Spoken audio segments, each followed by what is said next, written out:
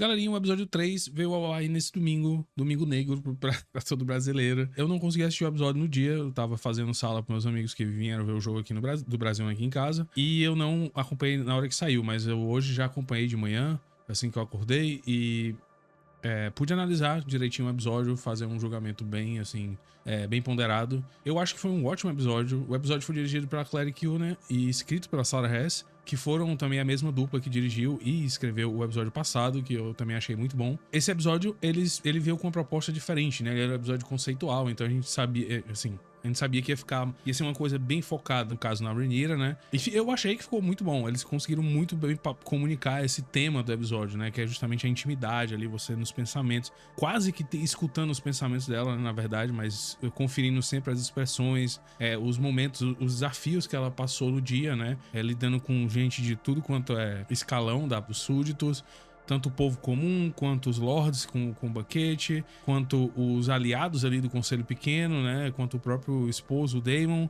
E, bom, e ali também com os prisioneiros, né? A Alicent e o falso Daemon e a Helena. Enfim, se instalando o novo governo dela. Mas vamos começar por ordem cronológica. O episódio começou com uma abertura fria, com a cena do Daemon na campina, junto com os montadores, né? O Rio e o Wolf. E óbvio, os três dragões, o dele e o dos dois. E antes mesmo dos créditos, essa cena passou. E foi uma cena que foi, assim, no mínimo controversa, porque o plot que eles estão querendo fazer aqui não ficou dado um resultado, assim, não teve um desfecho no episódio. A gente não sabe o que aconteceu com o falso Daemon. Muito provavelmente ele vai continuar ali na Fortaleza Vermelha, a gente não sabe ainda, não foi dito. Mas o episódio abre com a entrega desse falso Daemon pelo Ormond e a tal rendição dele, né? Que também a gente sabe que não veio a se tornar verdade. Eu achei muito bonito, eu acho que o frame desse episódio foi mesmo, infelizmente, né, não foi sobre o tema do episódio, mas foi o Daemon com os dragões ali na campina, o Vermithor, o Wing e o Caraxes e o Daemon no mesmo frame, assim, e ficou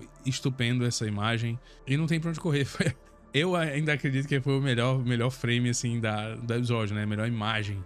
Mas teve várias outras, então a gente vai discutir bem. E aqui nesse momento aqui, o Daemon, ele chega lá na campina pra, óbvio, fazer com que o Ormond dobre o joelho, né? Entregue ali o Daemon, no caso, pra ele, pra ficar como refém na capital e assim parar o avanço dos verdes ali também na campina, porque eles já estavam ameaçando chegar perto de Tumbleton, né? E obviamente de Tumbleton pra Porto Real é um pulo.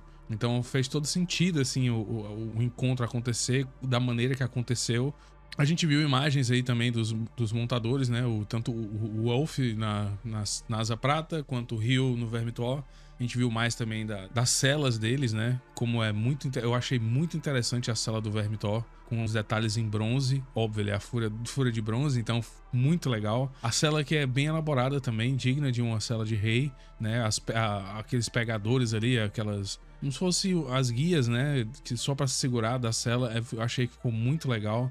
Depois eu vou analisar com mais detalhes, mas assim, de cara eu já posso dizer que eu achei muito bom tanto a cela da Asa Prata quanto a cela do Vermithor. E o Ormond aqui, ele se ajoelha, né? Ele faz todo aquele negócio, óbvio, ele tem que se ajoelhar na frente de 3 dragões. Ele se ajoelha ali, tira a vigilância da bainha, entrega ali pro Daemon, né? E diz que vai voltar pra Vila Velha e tudo mais. Até ameaça assim, tipo, e se eu fosse lutar, o que você faria? Todo mundo sabia que ele ia ser queimado e os homens dele iam pro brejo à toa. E então ele puxa assim uma cartada de mestre. Eu acho que ele já esperava que esse encontro ia acontecer. Ele ficou sabendo da queda da capital, muito provavelmente. Então ele já preparou o falso Daemon, porque ele conseguiu prever aí, óbvio, ele não é dito isso pra gente, mas ele conseguiu prever os movimentos dos pretos antes mesmo deles tomarem, o que já bota aí o Ormond como um cara que eu acho que é inteligente, né? Um cara que tem ali uma visão mais estratégica também do conflito, muito como o Daemon às vezes. Então ele já preparou esse falso Daemon, né? Essa criança aí, já pintou o cabelo dele, né? No caso, do moço, e colocou nas roupinhas e entregou como refém falso.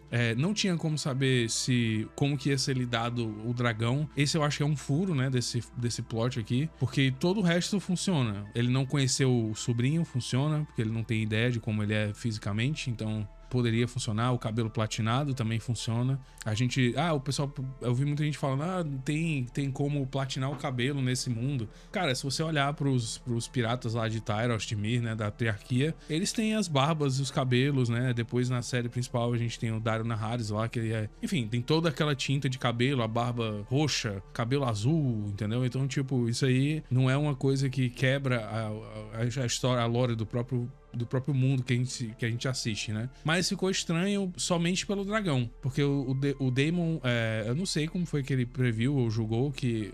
Será que o dragão ia ficar de boa lá? Entendeu? Será que o dragão não ia vir voando, fugindo, junto, seguindo o Daeron, né? Então eu não sei como é que ficou aí essa ideia. Não dá pra dizer ao certo, mas ficou um pouco confuso, na minha opinião. E nos créditos iniciais, as novidades que a gente tem é a chegada da Rhaenyra, né, na capital. A gente vê a Syrax e o trono, assim, as espadas ali que serviam pra exemplificar o Trono de Ferro. A gente vê a Rhaenyra, o Daemon e a Mysaria chegando na capital. Depois a gente vê também uma cena com Corlys, né, com a Helena e a Alicent sendo feitas de refém. A gente vê um ratinho também no meio do trono ali. E a gente tem um frame que eu acho que é muito legal, que é justamente tem uma pessoa que tá na multidão que tá com o braço levantado e a tapeçaria começa a se rasgar do braço, e óbvio, rasga o braço dele. Mas aqui será que eles já estão dando indícios do pastor, né? Porque o único personagem que aí tem esse braço, perde um braço, com o braço perdido, é justamente o pastor. A gente viu lá na segunda temporada aquele carinha lá que teve a mão arrancada, né? No episódio 6, se eu não me engano, quando a Helena e a Alicent estavam no septo, a população cercou eles e jogaram até um peixe na cara da Alicent, e daí dos 3 amigos do Aegon foi lá e cortou a mão de um senhor, né, que tava, acho que ia pegar na Alicent. Então a gente tem esse personagem e a gente tem agora essa situação na abertura, que pode ser só mesmo um acaso, pode ter sido só um acaso, mas que indica muito pra mim que isso vai rolar aí, que o pastor vai aparecer uma hora ou outra. A gente também teve no card de abertura, assim, eu pelo menos notei muito mais sangue, né? Uma presença, assim, de sangue enorme na tela, né? Coisa que no episódio passado, se eu não me engano, não tinha acontecido. Nesse episódio eu vi e achei intrigante. Bom, e a gente tem de cara a gente já começa com a Rhaenyra e não larga dela até o final do episódio, né? A gente vê a Rhaenyra ali conversando com o Daemon, que eles precisam fazer alguma coisa. Você vê que ela tem a trilha sonora desse episódio eu achei muito legal, porque ficou a ideia de que realmente a gente tava vendo uma pessoa enlouquecer em tempo real, né? Tipo, perder enfim, as faculdades, começar a ver coisas. A gente tem uma cena, inclusive, depois que eu vou comentar também, que a Rhaenyra tem uma visão aí do filho dela, do filho morto dela, o Jace. Então, assim, já no começo, naquela primeira cena, ela já abre falando de uma memória que ela tem ali daquela cama, né? Que era a cama do Viserys. Ela contava histórias, cantava músicas com ele, bem emocionante, né? Mas com um tom, assim, na música bem psicológico, bem paranoico, né? Na verdade. Eu achei bem legal como que eles já começaram o episódio, já com essa pegada, assim, bem no tema do episódio, né? Que é justamente a intimidade ali, o psicólogo da personagem em questão que a gente acompanhou durante todo o episódio. Depois a gente tem o Daemon chegando de volta e trazendo o falso Daemon. A gente pode notar que ainda os banners dos Veios ainda tá em cima. O Luthor aparentemente tá agindo como protetor dela, ainda não contratou, não escalou a guarda real. Depois a gente corta já pra uma cena do conselho, onde o Orwyle tá no conselho da Rhaenyra, ou deixaram ele passar, né? Ele tá sendo vigiado pela Mysaria, mas ele tá servindo como informação. Em vez de no livro a gente tem ele torturado, ou preso nas celas, né? E o Tyland torturado, aqui a gente tem o Orwyle participando até do conselho preto da Rhaenyra. E a gente já é exposto aí aos problemas que ela vai encarar, né? O falta de ouro, a população com fome ainda. Então a gente já começa botando no prato dela o que vai acontecer. As notícias chegando também que Harrenhal, né, caiu pro Aemond, que ele matou o Simon. Todos os homens que o Daemon deixou lá também foram de base. Então a gente tem muito dessa ideia, né? E a Rhaenyra aqui nesse primeira cena, ela encontra todos os problemas e é posto na frente dela o que ela precisa fazer. Quiseram colocar também, acho que em todos os momentos do episódio, todos os locais que ela participa, né, na Fortaleza Vermelha, a presença de ratos, né? Nessa primeira cena mesmo, ela quase tropeça né? Quase tropeça ali, porque um rato passou na frente dela. E eu acho que isso também, ficou na ideia, acho que eles quiseram passar a ideia de fazer o banquete de ratos que a gente vê mais pra frente, e surgiu daí, de ver tantos ratos no dia a dia. Depois a gente tem uma cena dela com a Helena e a Alicent, da Rhaenyra com a Helena e a Alicent, e ali ela questiona onde é que tá o dinheiro, né? Onde é que tá o ouro e quem que monta o Ship Stealer, né? E a Helena fala ali uma frase que eu não... Enfim, a personagem da Helena é uma que ficou... Sabe, que jogaram muita água, diluíram ela demais, ela tá sempre nas nuvens ali, ou então dando spoiler da série, então, tipo... Sei não, ficou complicado, eu não gostei. Ela perguntando aqui se ela se sentia melhor por causa do... Depois que tinha matado o Otto, por causa do Jace, né? Então... tipo, sem comentários. Eu achei estranho também aqui como a Rhaenyra ficou sentida quando a Alicent falou que ela matou o pai dela, né? Assim, uma coisa que não condiz, né, com a realidade, assim, ela ter ficado emocionada no momento, tudo bem, mas ela ficar emocionada depois porque matou, entendeu? Ficar cambaleando na ideia. Não, pô, o Otto era inimigo dela, quase que número 1, entendeu? Todo o Conselho Verde, todos os usurpadores, ela tinha, tipo, não era pra ter ficar sofrida com, eu matei o Otto. Não, matou o inimigo, eliminou o inimigo e ascendeu ao trono. Tipo, não tem muito esse lance do... Sabe? É um excesso de emoção que, não sei, acho que não combina com o personagem da Rhaenyra. Tipo, talvez combine com a Rhaenyra da série, mas não com a Rhaenyra do livro. E assim, nem faz muito sentido, né? Agora, na altura do campeonato que a gente já tá, a Rhaenyra já perdeu o Jace, já perdeu o Luke, entendeu? Já sofreu as tentativas de assassinato lá pelos os gêmeos, né? Um dos gêmeos. Então, assim, será mesmo que isso aqui é uma reação de uma pessoa que passou por tudo isso? Entendeu? Acho que não. Acho que aqui ela já é pra ter chutado o balde, assim, não ter mais todo esse cuidado em falar do que fez e principalmente como ela fez o que tinha que fazer. Ela tá na razão aqui, tendo arrancado a cabeça do Otto. Por isso eu achei essa cena um pouco estranha, mais pela reação dela mesmo. E logo depois a gente tem uma cena dela com a Missária, conversando com a Missária, questionando, né, o que ela tem que fazer agora com os que estão vivos, né, do outro lado, os verdes que estão vivos, principalmente o Aegon e o Daeron, né. Ela, no meio da fala dela com a Missária, ela tem uma visão ali, não uma visão, mas ela tem uma alucinação, ela confunde ali um servente qualquer pelo Jace, né. Isso já mostra, já vai dando indícios que o mental dela tá indo de base, tá sendo abalado, sabe, tipo, em tudo, até, enfim, nas ações que as pessoas têm ao redor dela e dentro dela mesmo, como ela tá enxergando o mundo. Ela tá assim, ela não teve um período de luto, então ela tá meio que, o cérebro tá meio que misturando tudo, né? Tá vendo os problemas atuais com os problemas do luto que ela não viveu e o cérebro dela tá jogando alucinações pra ela e tudo mais. Depois a gente tem uma das cenas que eu gostei mais também nesse episódio, que foi a cena dela com o Alto Septão e o Alto Septão negando a fazer uma coroação pra ela. Óbvio, né? O Alto Septão, além dele, ele vai, tipo, fazer a maior tipo de burocracia possível, porque ele querendo ou não, ele serve aos verdes, né? Ele tem a ideia dos verdes. E o Septão Eustácio é uma das fontes do livro, de Fogo e Sangue. E aqui eu não sei se esse Alto Septão é o Septão Eustácio. Era pra ser, né? Teoricamente era pra ser, mas não é na série. Eu acho que é outro Alto Septão aí. Nessa época eles mudaram o nome, talvez. Não sei, mas ficou diferente. Ele falando que não pode fazer uma coroação, que tem que ter o corpo do Aegon e tudo mais. Tudo isso é meio que realmente só botando burocracia na ascensão de fato da Rhaenyra, mas ele tá botando mais dificuldade do que tudo. E a Rhaenyra tentou aqui um papo com ele que não ia colar nunca, né? Foi justamente o papo de, não vou dizer profecia, mas dos sinais que ela tava tendo ali com os dragões. Ela falou que um dragão chegou pra ela, né? Veio pra ela, que no caso foi o Adam com o Seasmoke, que a gente já tinha comentado várias vezes sobre isso aqui no canal também, como que ela enxerga esses sinais. Ela acha que tudo é o fato da profecia mesmo, vai tipo corroborando a profecia na cabeça dela. E ela achou que isso ia colar pro Septão, mas não colou. E o Septão no final até deu um aviso pra ela, né, de não brinque com a fé, porque a fé, querendo ou não, ela manipula também todos os plebeus, né? Todos os plebeus agem por debaixo da fé, então se a Rhaenyra fizer da fé um inimigo, ela vai realmente sofrer as consequências disso, né? E ele deixa um aviso assim bem claro, né? A gente fica focado no rosto dela, que ela entendeu esse aviso, mas ele também deixa explícito que não é pra fazer dele um inimigo. Bom, depois a gente tem uma cena que eu achei muito curiosa e muito...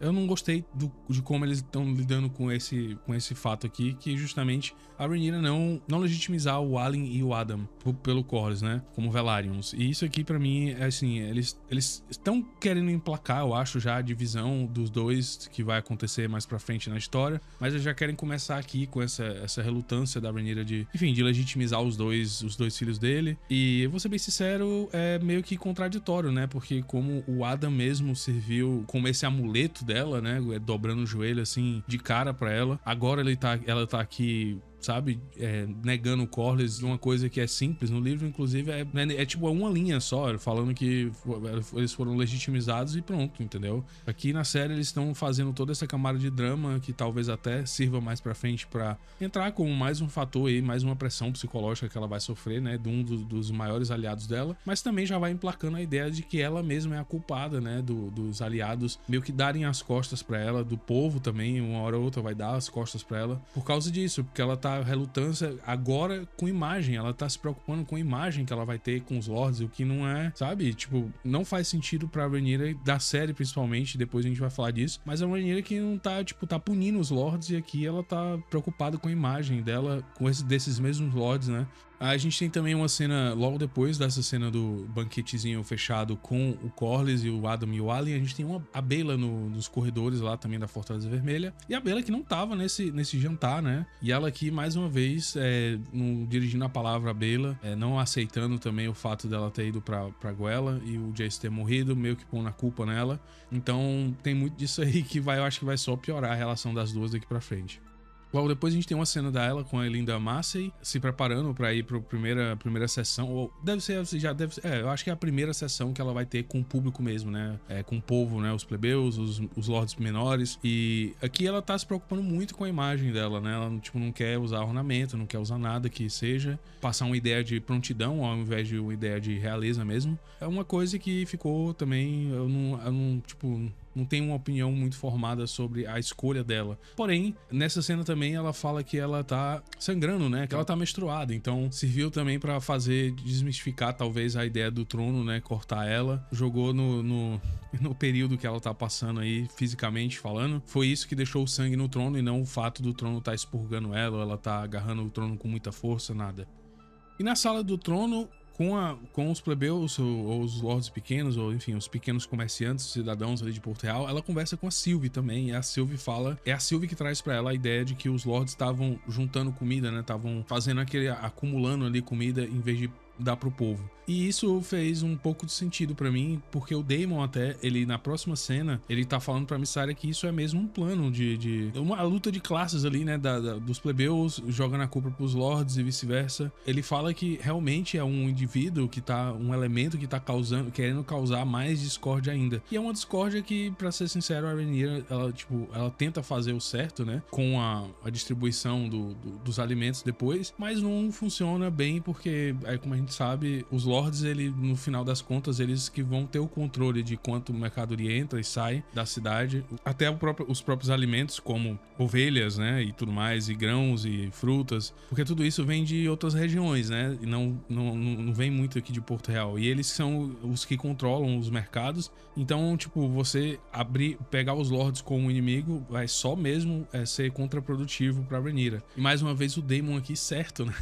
Ele que não erra desde sempre, desde o começo da série, ele sempre tá falando verdades e enxergando até através dos planos aí que muita gente nem pega, mas ele pegou no ar aqui que a reclamação da Sylvie foi realmente uma tentativa, apesar de verdadeira, foi uma tentativa de jogar a Rhaenyra contra os próprios lords aí que estavam assolando a população com a fome. A fome que a Rhaenyra causou com o bloqueio também, né? Tem muito dessa.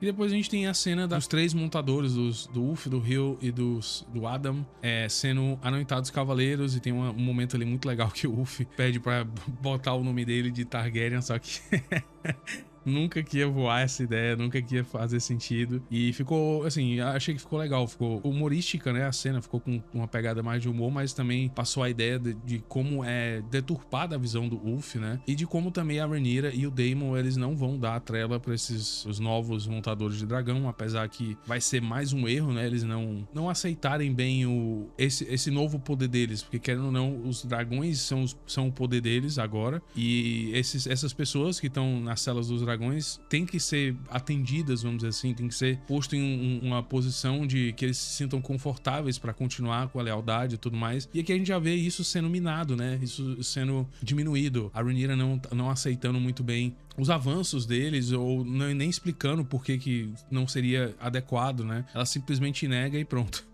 faz sentido, né? E a gente vê o Ulf com o nome dele, o Ulf White. A gente vê o Hugh pegando o nome dele também, o martelo. E o Adam, que seria Velaryon, né? No livro ele já tinha sido legitimizado nesse ponto da história. Aqui não é mais, não foi Velaryon, ainda tá sendo chamado de Adam do Casco, né? O que aí cria também já um desconforto por parte dele e dos Velaryon, né? O que vai cimentar ainda mais a divisão desses dois grupos aí de aliados da Rhaenyra.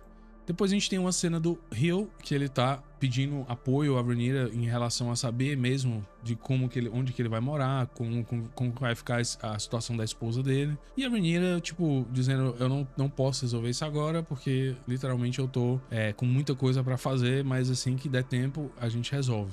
O que também pode ser e vai ser percebido pelo Ulf, pelo Hill e pelo Adam, como ela, tipo, jogando eles de escanteio. E mesmo ele sendo a fonte de poder dela, né? Então vamos ver como é que vai ficar isso aqui. Eu acho que isso aqui vai ser uma das tramas principais da temporada, né? Os bastardos agora. Depois do episódio 4 a gente vai ver, acho que até já começando no episódio 4, a gente já vai começar a ver essa mudança aí da atitude desses 3 montadores dos dragões novos. Como que eles vão lidar com o fato da Rhaenyra não tá dando importância pra eles o suficiente.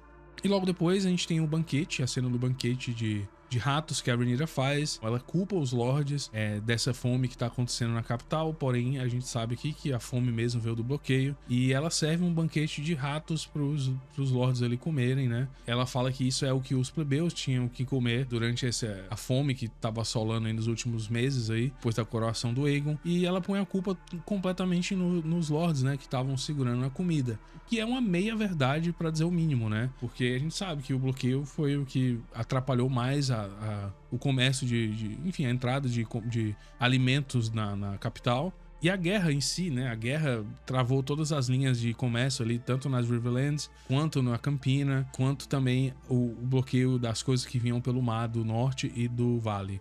E aí a gente depois tem a introdução do Thorin Manderly, que é um cara que vai ter um papel grande aí daqui pra frente na série, e também ele tem nos livros. Ele chega um pouquinho depois nos livros, mas aqui ele já tá aqui na capital, já chega na capital. Muito legal o jeito que ele reconhece que, tipo, a Rhaenyra fez ali uma jogada, né? Tentou fazer uma jogada, mas que também serve pra comunicar que várias pessoas viram o que ela tava fazendo, e ele foi um desses, né? Entenderam o jogo político que ela tá jogando, e que...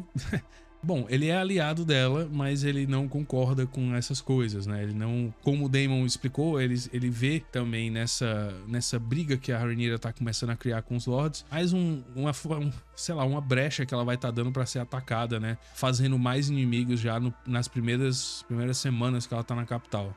E depois a gente tem uma ceninha do Daemon e a Rhaenyra conversando. Eles conversam sobre várias coisas, inclusive sobre o falso Daemon, que tem que matar o falso Daemon. Conversam sobre profecia. A profecia que o Daemon, eu acho que ele interpretou completamente errada a profecia que ele viu em Harrenhal, né? A visão que ele viu em Harrenhal. Ele acha talvez que a Rhaenyra seja a Daenerys, né? Que a gente sabe quem é, mas o Daemon não sabe. E ele acha que a Rhaenyra, que ele tem que levar a Rhaenyra pra leste, que vai trazer mais dragões, a ida dela pro leste, né? Fica aí a questão também da veracidade do que ele tá falando, porque realmente agora ele cita o Conquistador, que o Conquistador tinha 3 dragões e conseguiu conquistar Westeros, né? E agora eles têm 6 dragões debaixo do controle da Rhaenyra, então ela pode fazer muito mais. E ele questiona também o lance dela estar se importando tanto com ouro, né? Já que, tipo, agora com esses dragões eles podem simplesmente sair tomando ouro das casas grandes, podem, como eles até sugeriu, eles podem até tomar Dorne e tomar ali as cidades livres, né, que são o berço da triarquia. Não está errado, mas ao mesmo tempo não está certo, porque fazer guerra precisa de dinheiro, né? Então ele tá olhando o problema de uma forma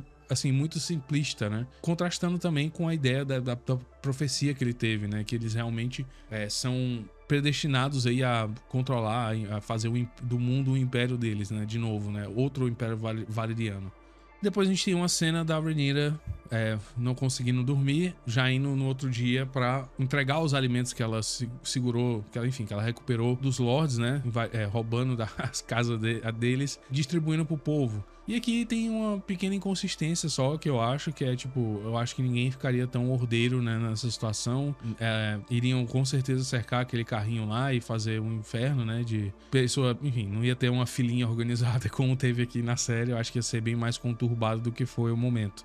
E por último, assim, as últimas cenas do episódio são, acho que as mais pesadas, né? Que é justamente o Corlys tendo aquele diálogo ferrenho com a Rhaenyra, cobrando ainda mais porque que ela não quer legitimizar, entendeu? Explicando, ele chama o Jace, chama o Luke, chama o próprio Joffrey, né?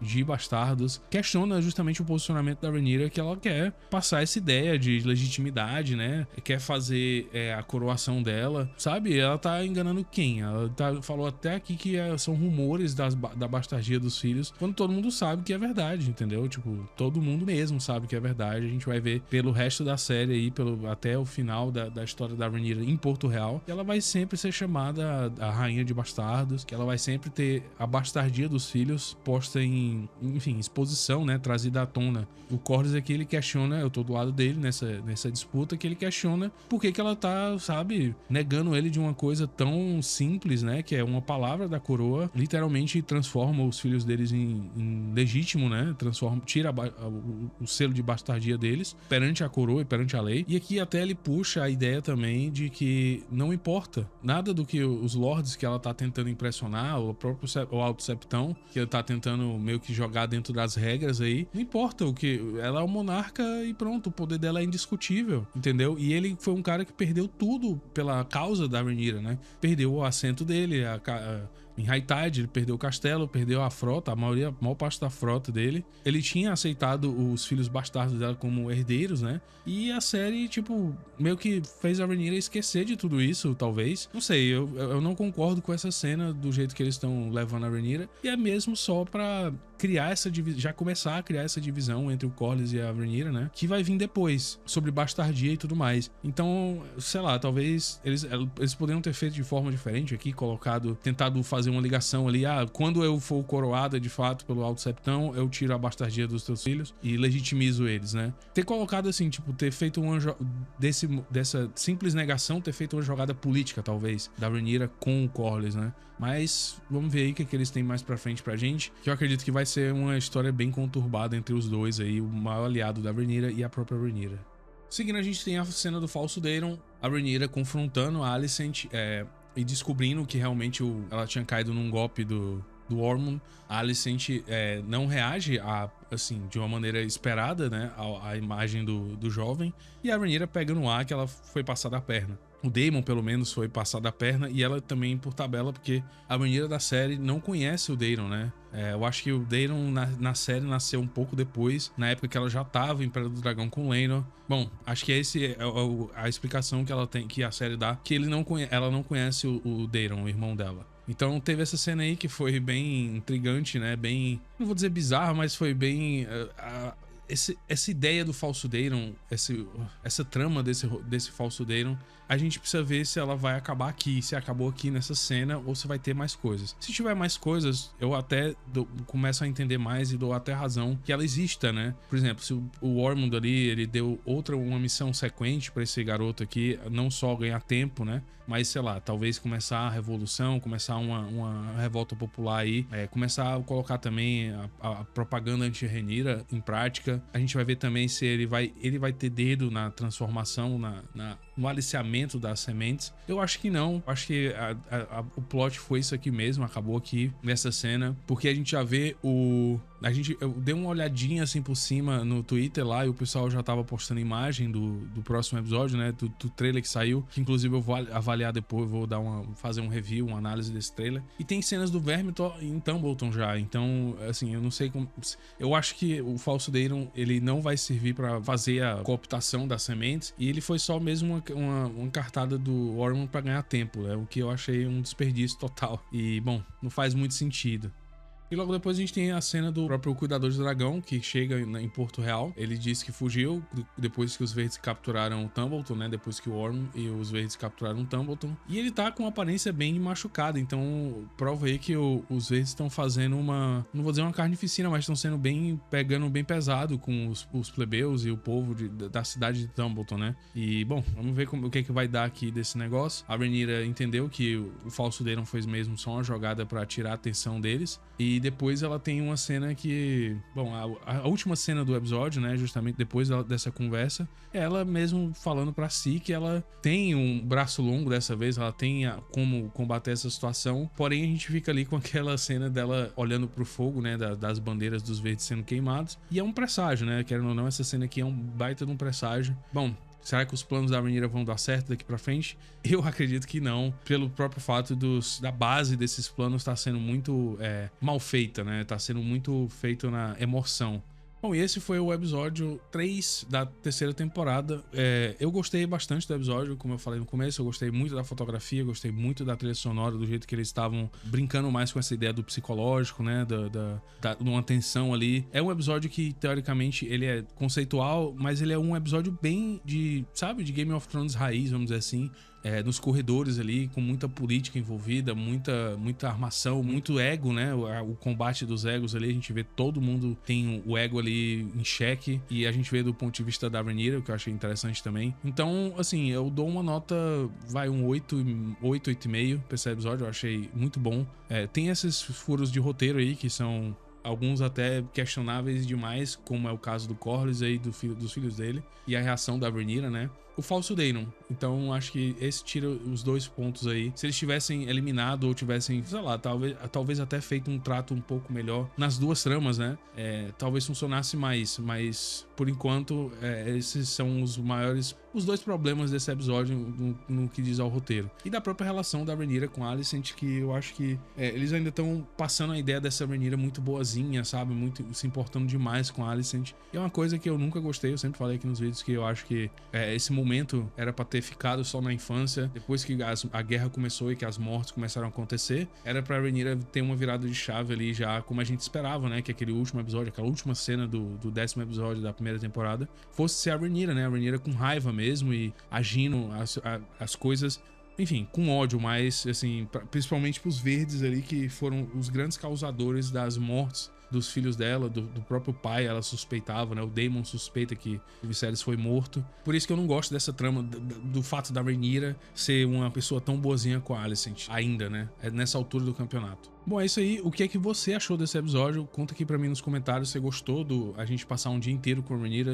Eu não senti aquela saturação, né? Não achei que foi demais. Principalmente porque a gente não ficou muito parado dentro do conselho, a gente viajou bastante ali dentro da Fortaleza Vermelha, encarou diversos problemas. Então o episódio não foi monótono, apesar dele se focar só na Rhaenyra, né? E no dia dela. Foi bem movimentado e teve bastante interação, então eu achei legal. E dei minha nota aí. O que é que você achou? Qual nota que você daria pra esse episódio? Comenta aqui embaixo e se inscreve no canal. Já deixa o like no vídeo. A gente se vê na próxima Teoria de Dragão.